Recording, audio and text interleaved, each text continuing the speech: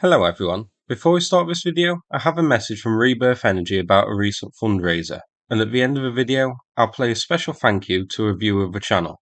Hi everyone, my name is Ivanivske. I'm the volunteer who's helping to charitable foundation Rebirth Energy. I want to announce that our last fundraising for the 120th Brigade for 2 minibuses is over, thanks to the anonymous who donated us the full amount of our goal. Also, I want to thank everyone who joined our fundraising. Your donations will go to the next collection. We are truly grateful for your support. Thank you, and Slava Ukraini. So thanks very much to everybody who donated. It's very much appreciated. So in this video we're going to have a look at the situation in Bakhmut. First, I have a pair of videos for you, both showing Russia destroying bridges near Bakhmut on the supply lines. This first video which is playing is of a bridge near a town called Chasiv Yar. This was reportedly hit by Krasnopol 152mm artillery. I'll look at the coordinates and geolocation of this later. First, let's check the second video. So this one here shows the destruction of a bridge near Ivanivske.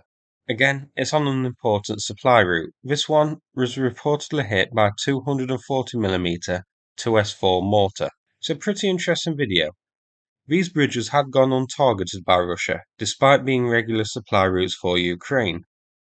I'm guessing the reasoning for this was that Russia wanted to keep the bridges standing to use themselves in the future, confident that they would capture Bakhmut and be able to continue pushing east.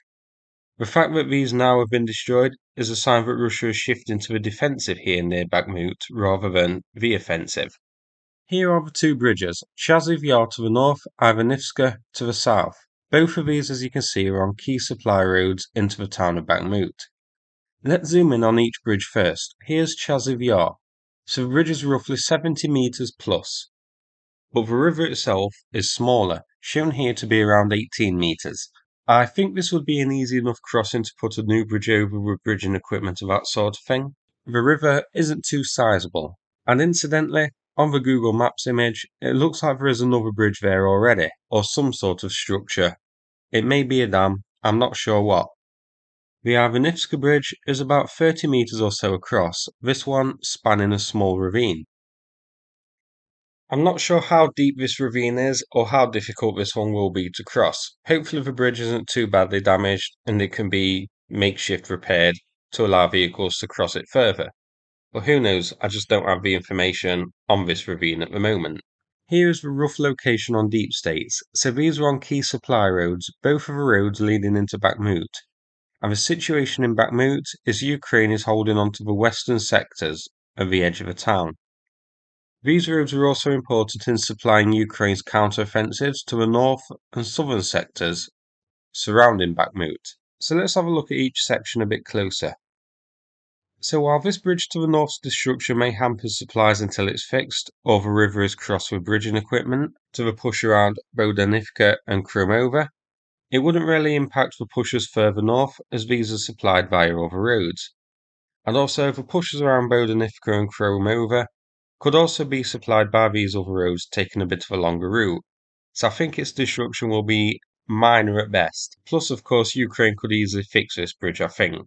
We don't know how damaged it is, but the river isn't too formidable.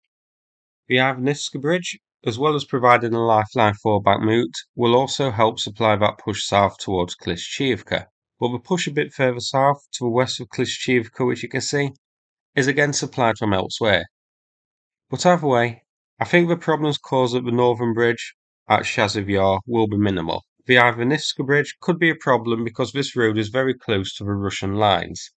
This road here, near Ivanivske, has been hit hard. We've seen many videos and photos of how many Ukrainian vehicles have been lost along here. So it's clearly in range and zeroed in on by Russia. The bridge being down, I think, will hamper supplies here. But given Ukraine's ongoing push here towards the north and south, I can't see it having much of an effect here. Ukraine can still supply these counteroffensives, and will likely find a way to still supply Bakhmut. The southern bridge may pose a problem, but Chasiv Yar I can't see posing too much difficulty. Before we finish, here's the Bakhmut situation on the 10th of May. And here, today's situation.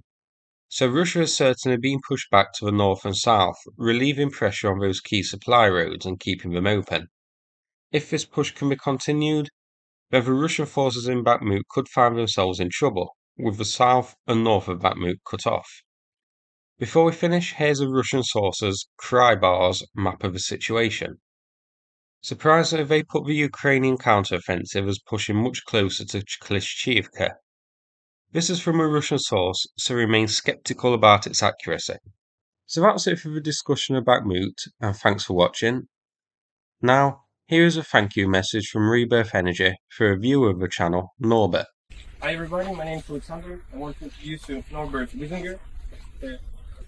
He came to us all along from Austria by his own, on his own car, and delivered to us medical humanitarian aid for our soldiers.